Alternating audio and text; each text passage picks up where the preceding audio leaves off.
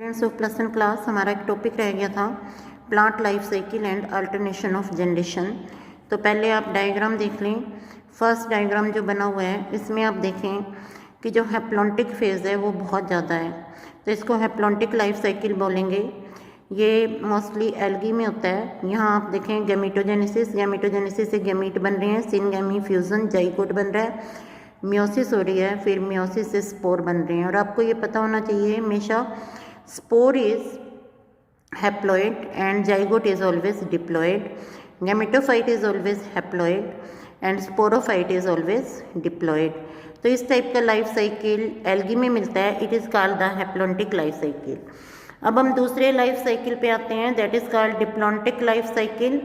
And this diplontic life cycle it is found in all seed bearing plant, gymnosperm, angiosperm. तो इसका आप diagram देखें। Sporophyte, sporophyte हमेशा spore देगा। Spore देते हुए कौन सी डिवीज़न होगी? मियोसिस होगी। मियोसिस से स्पोर बन रही हैं, स्पोर से फिर गैमीटोफाइट बनेगा। और यहाँ आपने ध्यान रखना है, spore is the first cell of gametophyte and gamete are the first cell which form the zygote and zygote is the first cell of sporophyte. तो यहाँ आप ये देखें कि जो डिप्लॉयड फेज है वो ज़्यादा टाइम तक चलता है। आप जितने भी प्लांट अपने सराउंडिंग में देखते हैं, जैसे रोज़ है, बनाना है, मैंगो है, ऑल दीज आर स्पोरोफाइट्स। फिर अगले फेज पे आते हैं हम। आप ये देखें, ये हैप्लोडिप्लॉन्टिक है। Haplodiplontic life cycle it is found in bryophyte and pteridophyte. यहाँ आप देखें गैमीटोफाइट है, गैमीटोफाइट में गैमीटोजेनेसिस हो रहा है, गैमीटोजेनेसिस से गैमीट बन रहे हैं, सिनगैमी जाइगोट बन रहा है, जाइगोट स्पोरोफाइट को दे रहा है, स्पोरोफाइट में मियोसिस होके फिर स्पोर बन रहे हैं, फिर स्पोर से gametophyte.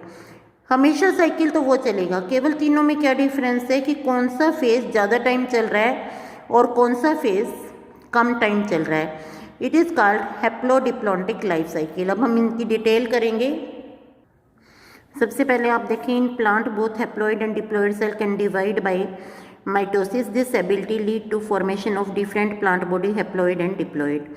Haploid plant body produce gamete by mitosis. The plant represent a gametophyte. Following fertilization, zygote also divide by mitosis to produce a diploid sporophyte plant body. Sporophyte is always diploid. Haploid spores are produced by this plant body by meiosis. अब plant body diploid है तो वो जो spore produce करेगी वो haploid होंगे, तो division meiosis होगी। these in turn divide by mitosis to form haploid plant body. Spore haploid है और ये किसको दे रहे हैं? They are going to give rise to gametophyte. Gametophyte भी हैप्लॉइड है। Gametophyte is haploid.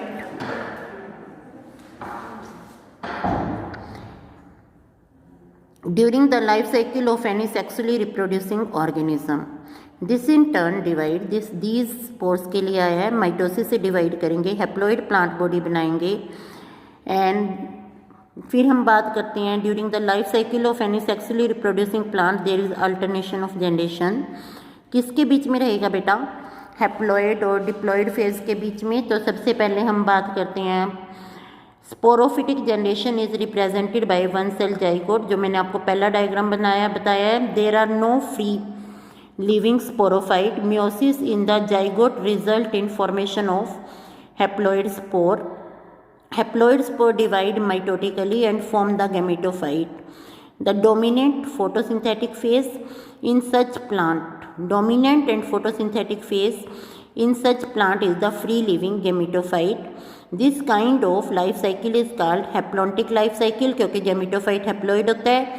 Many algae such as Volvox, Spirogyra and some species of Chlamydomonas represent this pattern.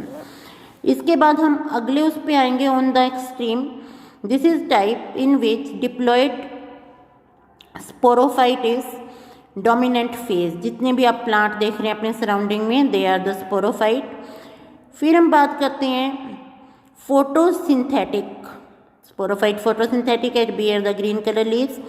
Independent है क्योंकि फोटोसिंथेटिक कर सकता है। Gametophyte phase is represented by single और few cell haploid gametophyte.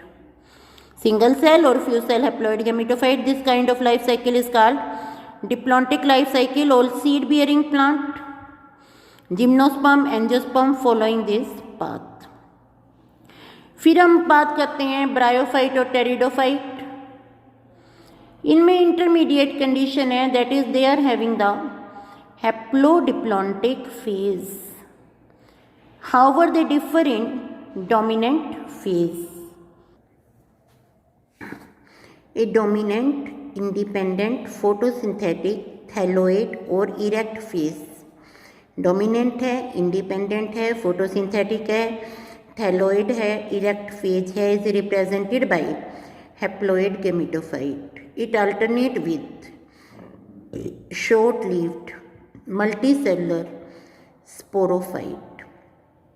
Totally और partially dependent on gametophyte. अगर हम बात करें टेरिडोफाइट की तो उसमें जो गेमेटोफाइट होता है वो भी ग्रीन होता है, bearing the antheridia and archegonia for its anchorage and nutrition. All bryophyte represent this pattern. तो यहाँ आपको सभी ब्रायोफाइट के नाम याद करनी है. The diploid sporophyte is represented bye dominant, independent, photosynthetic, vascular plant body.